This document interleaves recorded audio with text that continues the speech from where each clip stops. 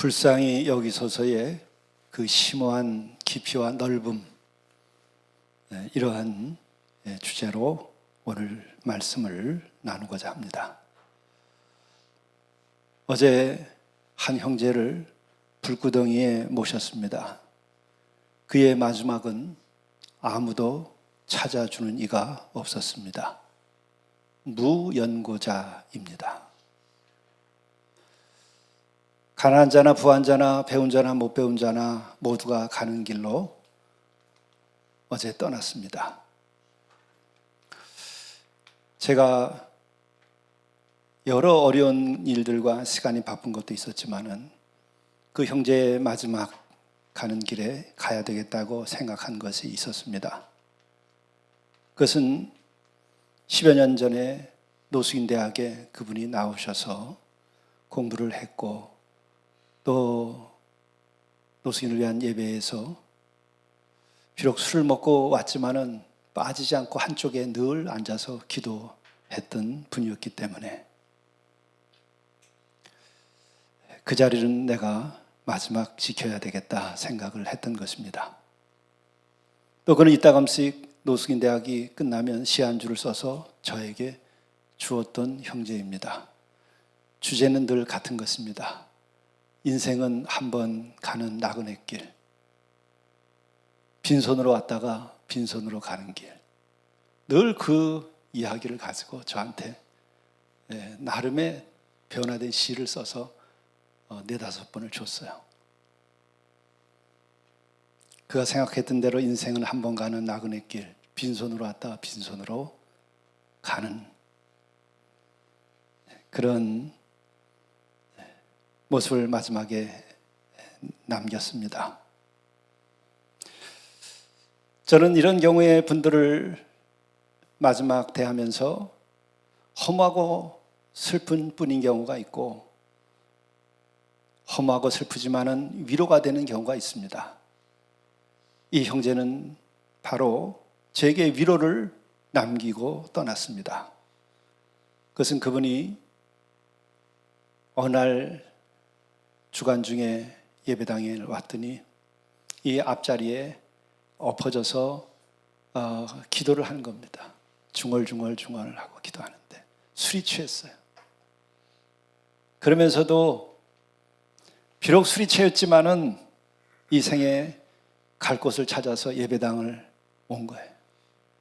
그리고 제단 앞에서 눈물로 기도하는 겁니다. 주여, 불쌍히 여기소서. 무슨 기도를 했는지 저는 중얼중얼 하는 것을 알아들을 수 없었지만은 또 비록 술에 취하여 있었지만은 이 예배당 앞에 의자에 엎어져 가지고 그 구하는 목소리가 그겁니다. 주여, 나를 불쌍히 여기소서. 사실 그것은 인간들이 어떤 경우든지 간에 도달해야 되는 진실이에요. 성공했고 아무리 많은 것을 가졌고 아무리 많은 지식을 얻었어도 한 인간이 이 하늘 아래 살아가면서 어느 순간인가는 창조주 앞에 나와서 엎드려서 불쌍히 여기소서, 그 고백에 이르기 전까지 어떤 인간도 자기 진실에 도달하지 아니한 거예요. 주여, 나를 불쌍히 여기소서, 나를 불쌍히 여기소서. 그것이 여러분의 집 안에서든지 예배 중이든지 홀로 예배당에 찾아왔든지 어느 산중에서든지 간에 내가 막을 수 없어서 샘물이 터져 나오듯이 솟아나오는 그 소리가 주여, 나를 불쌍히 여기소서, 나를 불쌍히 여기소서. 만일에 그런 소리가 나오는 이가 아버지라고 하면 그 집안은 잘 되게 되어 있습니다. 어머니라면 그 가정에 사랑이 넘치게 될 것입니다. 그러한 기도가 나오는 이가 선생님이라고 한다면 그 학교의 학생들은 정말 좋은 교육을 받을 거예요. 주여, 나를 불쌍히 여기소서. 이 기도가 나오는 그 사람이 한 나라의 최고 권력을 쥔 사람이라고 한다면 그 시대에 평화가 임하게 돼 있어요. 왜? 주여 나를 불쌍히 여기소서. 거기에 도달하려면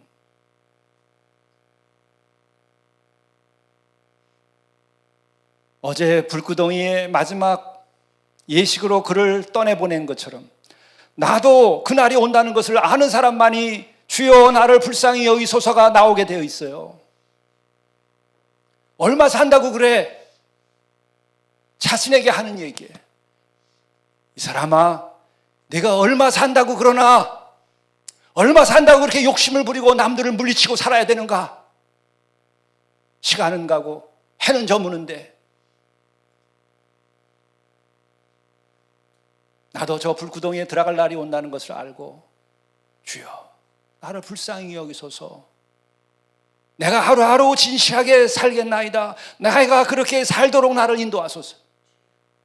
뭐 때문에 내가 왜 이렇게 눈을 부라리고 눈이 충혈이 되고 쉼도 없이 밤잠도 없이 끊임없이 사람들과 경쟁하고 미워하면서 담을 쌓고 내가 왜 이렇게 살아가야 하나요? 주여 불쌍히 여기소서.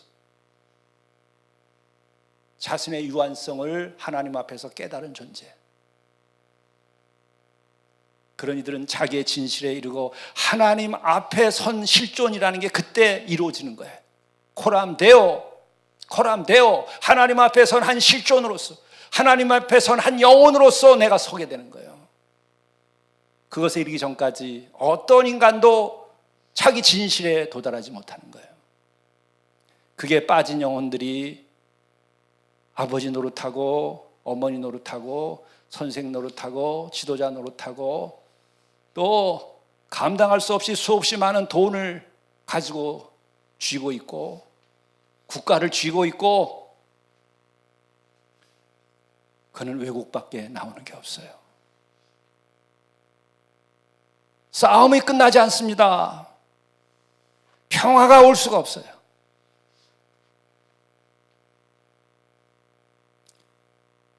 난 어제 떠나보낸 그 형제의 술이 취해서 노수인대학 끝무렵에도 앉아가지고 나한테 수업 시간에 수업은 안 듣고 그 종이 뒤에다가 써가지고 한 게 4-5번 나한테 줬어요. 주제는 딱 그거야. 인생은 한 번 가는 나그네길.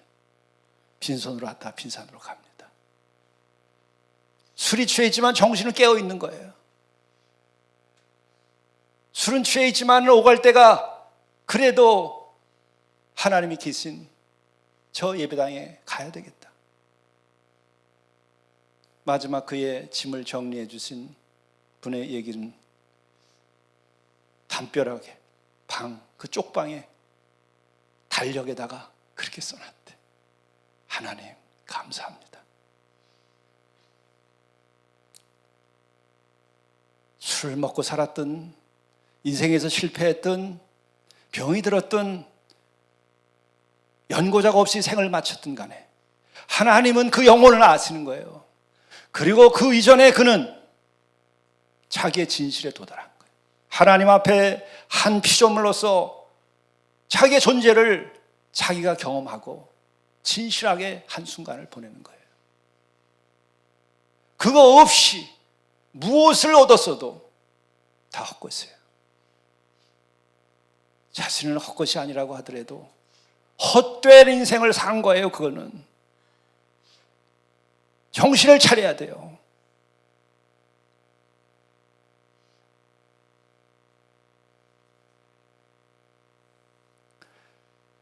그래서 어제 그 마지막은 내가 함께 해야 되겠다.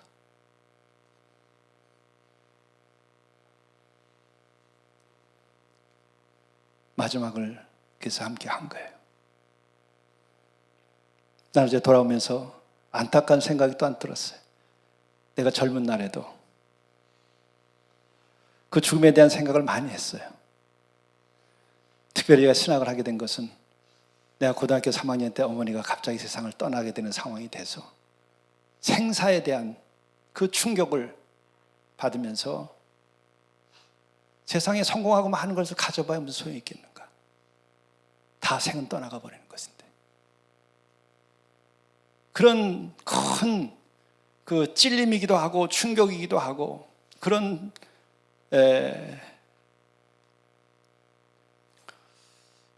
마음에 피할 수 없는 그런 질문이 사로잡혀서 큰 믿음도 없지만은 그 답을 얻고자 신학교를 제가 갔었어요. 근데 그때 내가 닷새를 어머니 보내는 기간에 닷새를 금식했었는데 나중에 어머니 보내고서 밥을 먹는데 그런 생각이 들더라고요. 지금도 기억에 생생해요.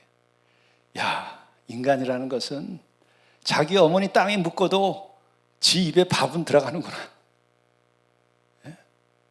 인간이라는 게 이런 거구나. 그때 그런 생각이 들더라고요.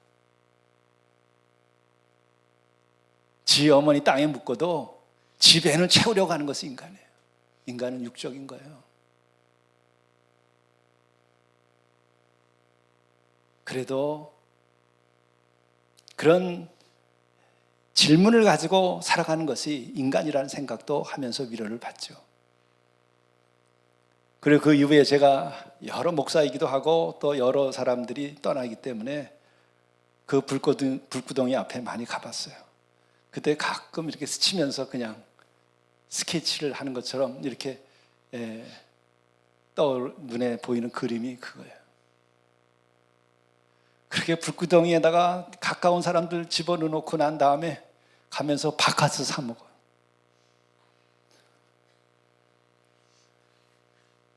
그래야 살아.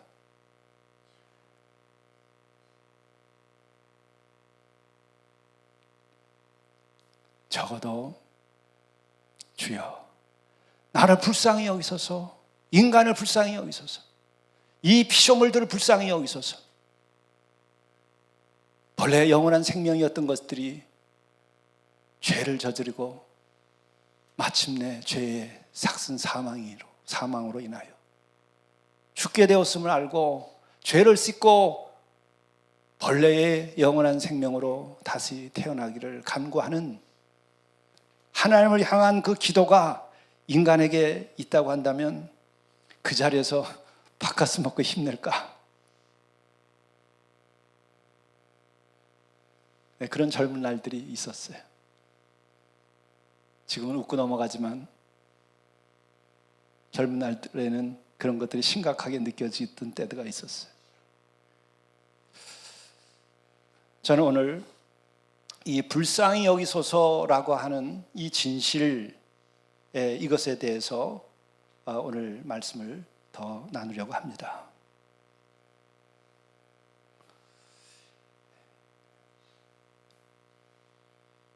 불쌍히 여기소서라고 하는 것은 헬라어로는 스프랑크 니조마이라고 하는 이것인데, 이 불쌍히 여기소서라고 하는 이 고백은 내가 내 자신이 하나님 앞에서 진실에 도달했을 때에 나오는 고백이에요.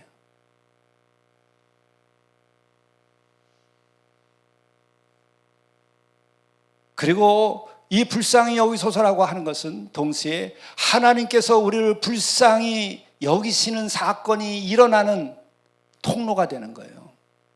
어떤 것으로도 우리는 하나님과의 그런 깊은 소통은 내가 주 앞에 나가서 나를 불쌍히 여기소서라고 하는 진실, 그것에 이르기 전에 우리는 진정 나를 불쌍히 여기시는 하나님의 은혜를 입기가 어려워요. 혹은 하나님께서는 우리를 자비를 베풀어서 우리를 불쌍히 여기실지라도 그것을 진정으로 내가 은혜로 받아들이려면 반드시 전제되는 게 있는 거예요. 주여 나를 불쌍히 여기소서 하는 고백이 있을 때에 주의 그 자비가 임해서 불쌍히 여기심에 대하여 감사하고 새로운 인생이 되는 거예요.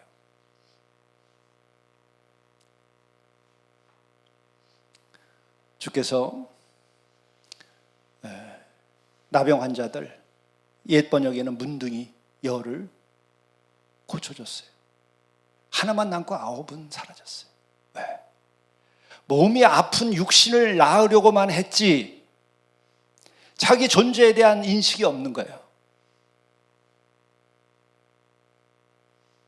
인생이란 뭐냐? 인간이라고 하는 것은 뭐냐? 나는 누구냐? 나는 왜 이렇게 병들어 살아가야 되는 거냐?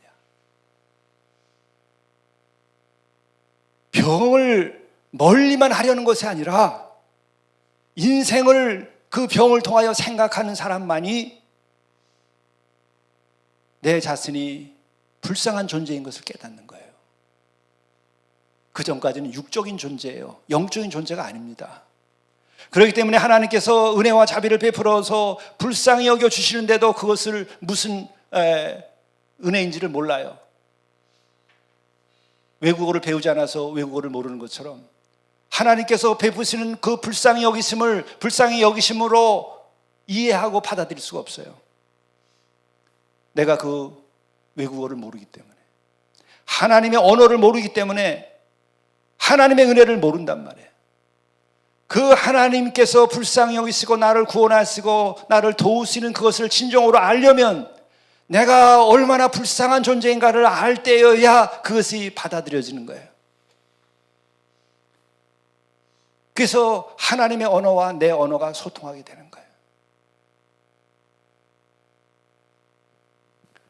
내가 뭐가 불쌍하냐고요?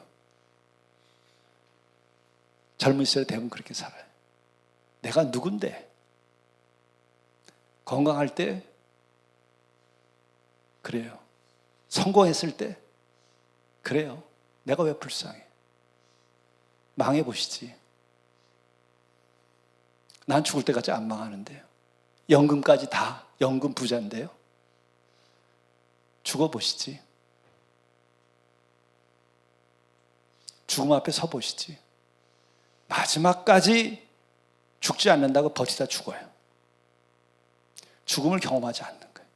그러나 은혜를 받고 깨달은 영혼들은 알아요. 죽기 전에 젊은 날에도 인생은 유한하다는 것을 깨닫는 거예요.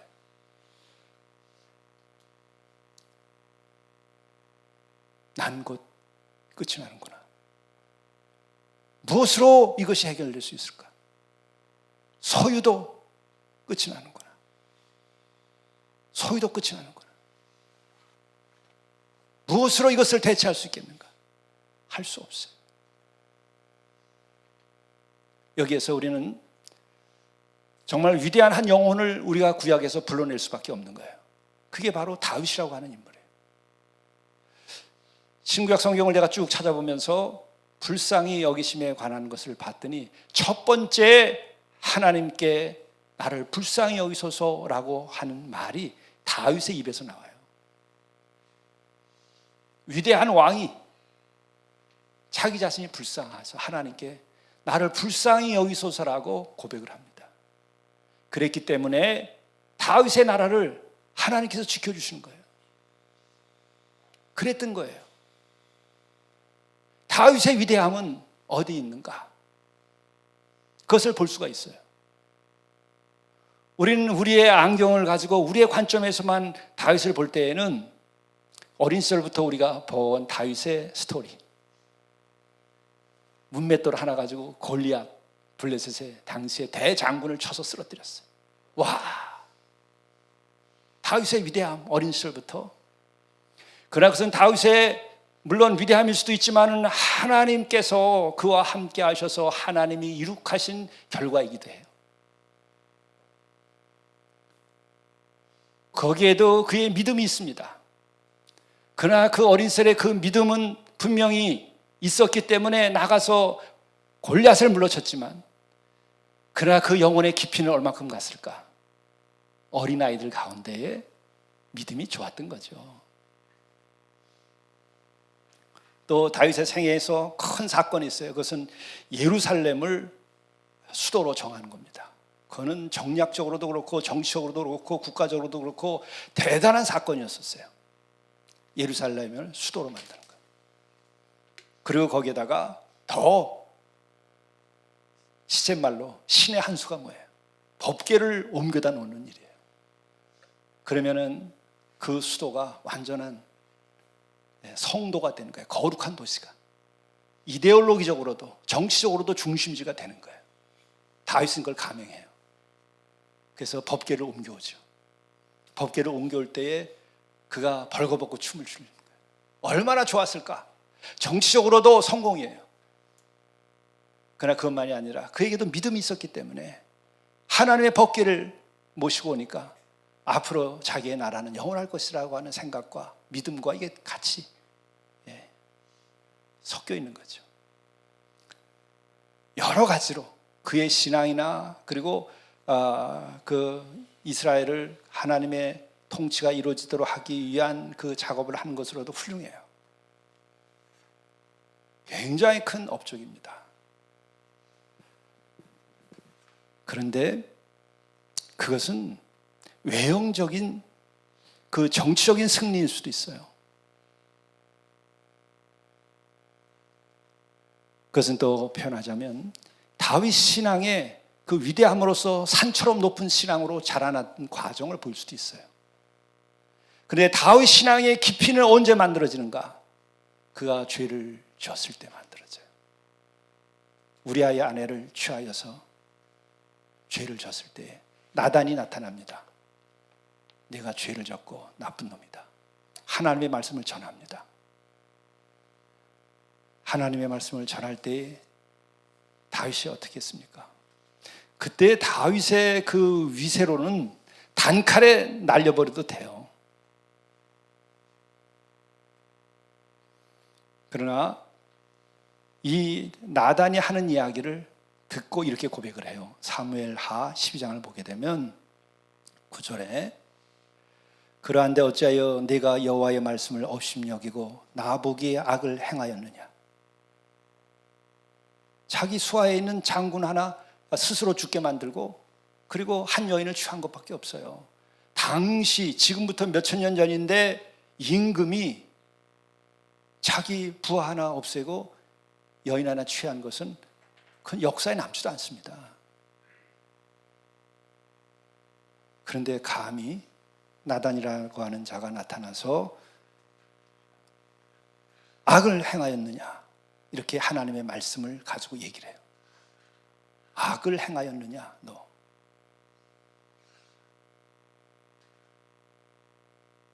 그러면서 이제 내가 나를 업신여기고 햇사람 우리아의 아내를 빼앗아 내 아내로 삼았은즉 칼이 내 집에서 영원토록 떠나지 아니하리라.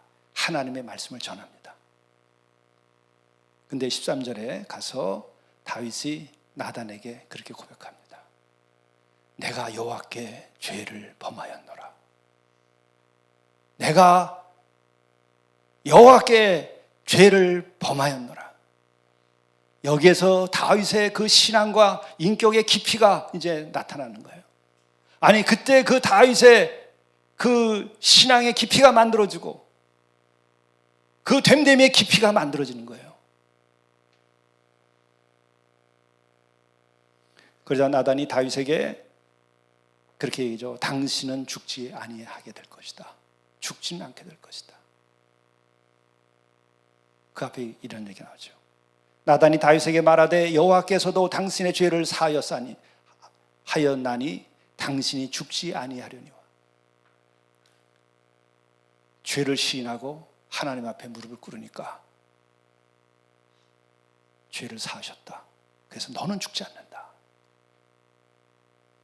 그런데 14절에 무서운 얘기가 나와요. 이 일로 말미암아 여호와의 원수가 크게 비방할 거리를 얻게 하였으니 당신이 낳은 아이가 반드시 죽으리이다.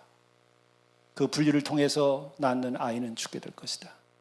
앞으로 일어날 일을 얘기합니다. 그것은 원수들이 비방거리가 됐기 때문에 원수들의 비방거리가 됐기 때문에 이 아이를 죽게 한다. 그것은 뭐냐면 하나님의 법이 살아있다고 하는 것을 보이겠다는 거예요. 하나님의 법은 무서운 거예요. 또한 하나님의 순종하는 자에게는 용서하시는 거예요.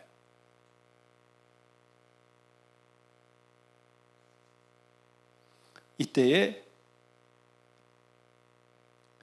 다윗이 주 앞에 다시 서면서 그때 다음 이야기가 진행이 되죠. 우리아의 아내 밧세바가 낳은 아이가 곧 병이 들어서 죽게 됩니다. 그렇죠? 나단은 자기 집으로 돌아가니라. 그렇죠? 나단이 자기 집으로 돌아가니라. 우리아의 아내가 다윗에게 낳은 아이를 여호와께서 치심에 심히 앓는지라. 그때 16절에 어떻게 하죠?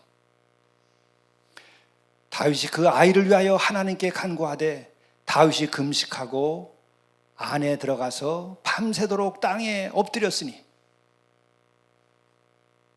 그 집의 늙은 자들이 그 곁에 서서 다윗을 땅에서 일으키려 하되 왕이 듣지 아니하고 그들과 더불어 먹지도 아니하더라. 상한 심령이 된 거예요. 하늘의 자비를 구하는 거예요. 이것이 다윗의 진실인데 죄를 졌을 때의 뜻밖에도 그 죄가 그로 하여금 진실한 마음의 세계를 만들어주는 거예요. 뭘 통해서? 하나님의 무릎을 꿇고 인간이라고 하는 것은 죄를 지을 수밖에 없는 유한한 존재이고 인간이라고 하는 것은 완전하지 않다고 하는 것을 창조주 앞에서 피조물로서 자기 자신을 깨닫고 무릎을 꿇고 기도하기 때문에 이와 같은 다윗의 그 믿음의 세계가 생기는 거죠. 그때에 그가 22절에 그렇게 고백을 하는 거죠. 아이가 살았을 때 내가 금식하고 운 것은 혹시 여호와께서 나를 불쌍히 여기사 아이를 살려주실는지 누가 알까 해서 내가 그렇게 금식을 하고 매달렸다는 거죠. 제가 중간 얘기는 생략합니다. 오늘 본래 중요한 주제라기보다도 이 주제가 다른 거니까. 이때 다윗의 고백을 우리가 들어야 돼요. 금식을 하고 임금이 엎어져서 그 새끼 하나 낳은 그 새끼를 위하여 자기 자식을 위하여 임금이 엎어져서 또 자기의 죄로 인하여 이 아이가 죽는다고 하는 것 때문에 참을 수가 없고 견딜 수가 없어서 나 때문에 죽어가는 자기 자식을 내버려 둘 수가 없어서 신분은 임금이지만 임금의 신분을 잊고 오직 하나님 앞에서 진실한 한 죄인으로서 무릎을 꿇고 불쌍히 여겨달라고 기도했다는 거예요. 혹시 여호와께서 나를 불쌍히 여기사, 여기서 대단히 중요한 거예요. 임금이 내가 하나님께 부르짖으면 하나님은 내 말을 들어야 된다, 그런 거 아니에요. 나는 믿음이 좋으니까 내가 하나님께 구하면 내 말을 들어주셔야 된다, 그런 거 아니에요. 나는 죄인이었습니다. 그래서 혹시 불쌍히 여기셔서 구해주시지 않을까. 주권은 하나님께 있는 거예요. 하나님은 하나님이시고 인간은 인간인 거예요. 여기에서 이 다윗의 그 영적 깊이가 만들어지고 그 진실이 하나님 앞에서 드러나는 거예요. 나를 불쌍히 여기서.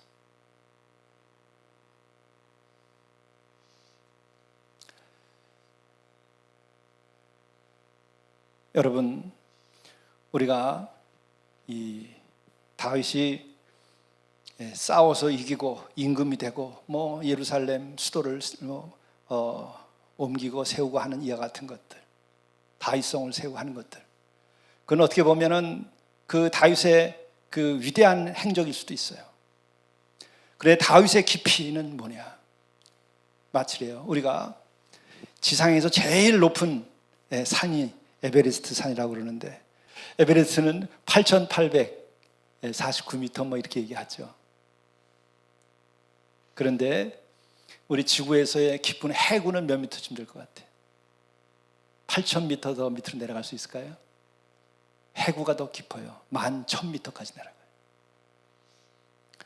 높은 것도 위대하지만 깊은 게 대단한 거예요. 인간의 영혼이 가장 깊은 데까지 이르는 길은 뭐냐? 하나님 앞에 나와서 내가 내 자신을 알고 불쌍히 여겨달라고 하는 데까지 이르면 가장 깊은 데까지 이르는 거예요. 주여, 나를 불쌍히 여기소서. 그렇게 울어본 일이 있습니까? 다윗처럼 그렇게 울어본 일이 있습니까? 나는 다윗처럼 죄진 일이 없습니다. 살펴보세요. 상대적으로 생각해 보세요. 다윗의 권력과 그 부를 가지고서 저지른 죄악과 여러분들이 얻은 그 권력과 여러분들이 얻은 그 소유에 비례해서 여러분들이 저지른 죄가 누가 더 큰가를, 나는 다윗 같은 죄는 안 저질렀다고. 아니에요. 그게 아니고 한 영혼이 신정으로 깨어나게 되면 자신의 유한함을 깨닫게 돼요. 영원히 살지 않는다는 것을 깨닫게 되고, 나의 양심이 이랬다 저랬다 믿을 수 없다는 것을 깨달아요. 나의 정직이 얼마만큼 정직한가 하는 것을 알게 돼요. 거짓말 안 해본 사람 있어요? 그건 아직 자신에 대한 성찰이 안 된 사람들은 헛소리 하는 거예요. 내가 얼마만큼 깊이가 없고 야트막한 인생을 살았는지 그것을 말하는 거예요. 자기의 의를 내세우고 나는 정직하다고 그러고 나는 거짓말한 일 없다고 얘기하는 사람들, 그만큼 천박한 인생을 살아온 거예요. 그거 겉으로 자격증 몇 개 얻고 돈 몇 푼 얻었다고 그래가지고 그게 그렇게 대단한 것처럼 보이는 사람들, 내적 진실이 없는 사람들이에요. 그런 사람들이 장수는 꿈꿀지 몰라도 영생은 꿈꿀 수 없고 죽음은 알지 못해요. 그런 이의 진실이 몇 푼짜리 진실이 있는가 생각해 보세요. 우리는 지금은 돈만 주면 통하지 않는 게 없어요. 그런 세상에서는 주께 나와서 나를 불쌍히 여기소서라고 외칠 수 있는, 그렇게 눈물을 흘릴 수 있는 영혼은 거의 사라졌다는 것을 말하는 거예요. 이 땅에 주께 나와서 나를 불쌍히 여기달라고 우는 그 10사람이 있으면 대한민국이 구원받습니다. 저 국회에, 저 대통령실에, 아니면은 그 어떤 모임에서, 힘을 가진 사람들 모임에서 10사람이 주 앞에 나와서 나를 불쌍히 여겨달라고 눈물로 입을 열 수 없는 사람이 있다고 한다면 이 나라는 망하지 않아요. 그러나 그것이 없으면 오늘 우리의 번영은 오늘로 끝날지 몰라요. 오늘이 정점일 수 있어요. 둘러보세요, 여러분. 과연 누가 나의 부정직에 대하여 하나님께 나와서 눈물로 불쌍히 여기달라고, 나의 탐욕에 대하여 주님께 나와서 나의 탐욕을 불쌍히 여기달라고, 물질에 사로잡혀 살아가고 있는 내 영혼을 불쌍히 여기달라고, 죽음도 모르고 살아가는, 빈손으로 왔다가 빈손으로 떠나는 내 인생, 그것도 모르고 뭐한지 배만 채우려고 하는 내 인생 불쌍히 여겨달라고 하는 그런 기업이 하나 나온다 그러면 이 나라 희망이 있어요. 자기 권력이라면 무엇 하나도 양보할 수 없고 남들을 위하여 자기 권력을 내놓을 수도 없는 이런 세상에서 예수님처럼 십자가의 길을 가겠다고 하고 주님을 따라 나선 사람이 하나만 있다 하더라도 이 나라에 희망이 있어요. 어딜 가서 뒤져보세요. 다 잘났고 다 자기의 권한만 있어요. 자기 권리밖에 없어요.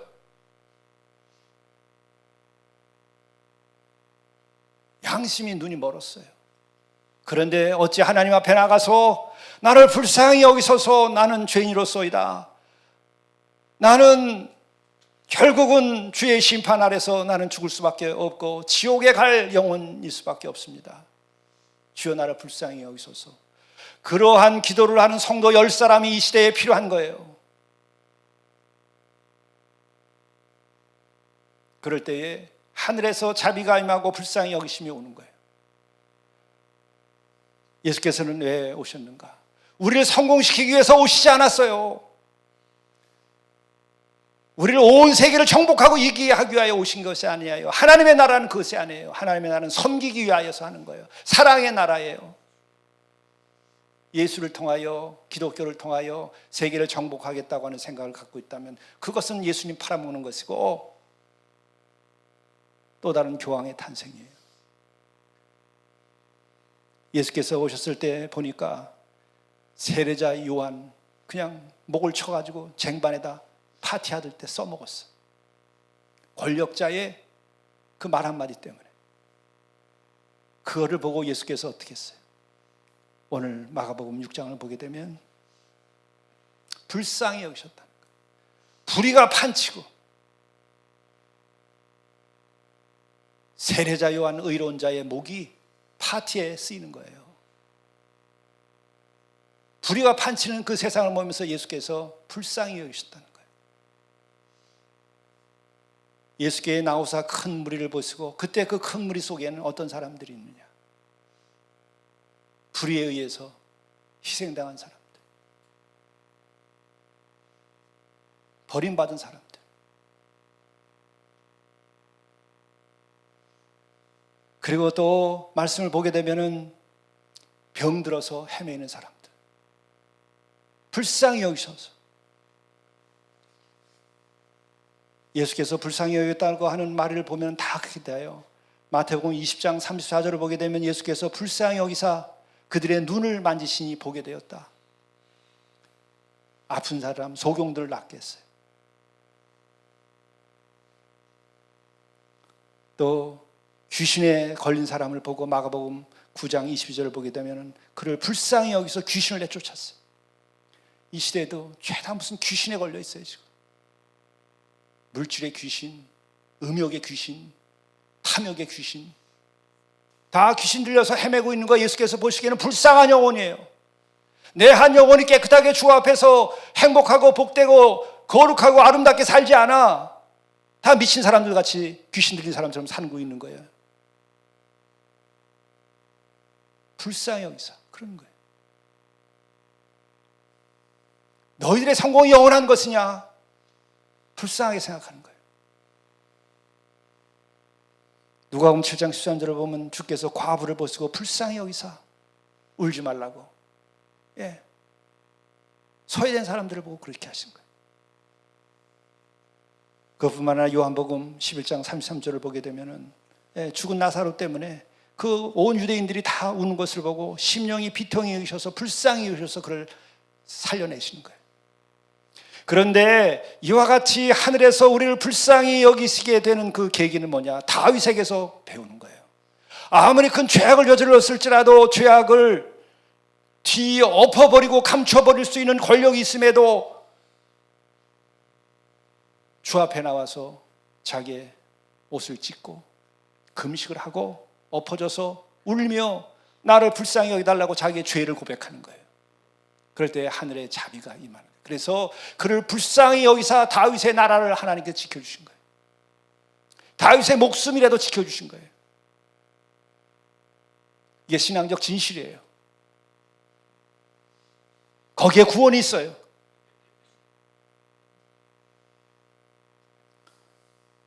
그러므로 우리가 가장 깊은 진실에 이르려고 한다면 주여 나는 죄인으로소이다. 나를 불쌍히 여기소서.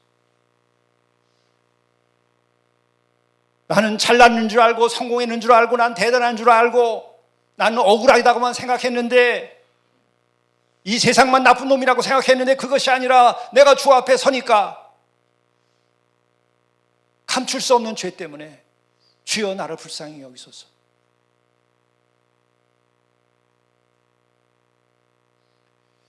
바울의 영적인 위대함은 그가 얼마나 많이 전도했고 교회를 세웠느냐가 아니라 주 앞에서 오라 나는 공고한 자로다.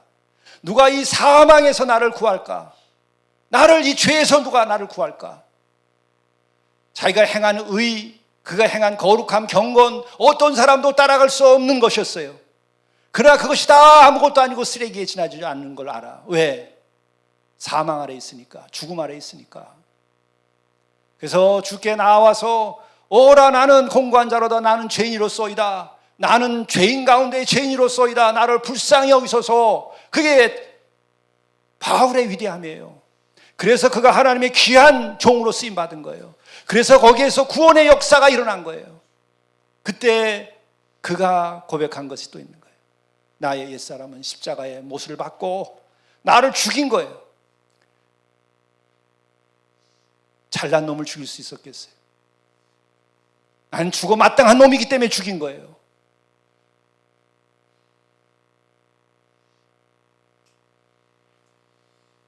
나는 지옥으로 갈 수밖에 없는 놈이지만 예수 그리스도의 보혈 때문에 내가 죄사함 받고 십자가 때문에 구원받았기 때문에 나의 옛사람, 그 더러운 놈을 십자가에다 나는 죽여버린 거예요.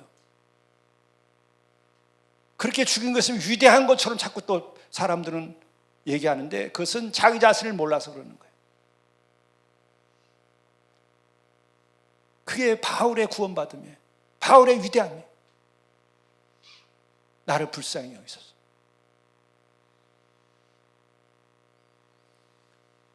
그 진실에 이른 모든 사람은 그가 강도짓을 했든 간음을 했든 도적질을 했든 어떤 거짓을 행했든 신성모독을 했든 그야말로 성령만 모독하지 않았다고 한다면 그 영혼은 구원받는 거예요. 그래서 바로 내가 하나님 앞에 진정성을 가지고 내 자신을 내어놓을 때에 우리는 회개가 일어나는데 그때 내 입에서 고백되어지는 것이 뭐냐? 주여 나를 불쌍히 여기소서.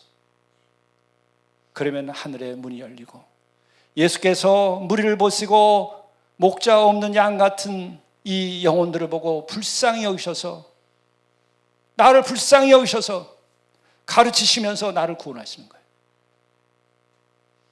이런 은혜가 이 해가 끝나기 전에 여러분에게 임하고 그래서 여러분들이 예수께서 불쌍히 여기셔서 안 못 보는 이가 보게 되고 병든 자가 나음을 얻고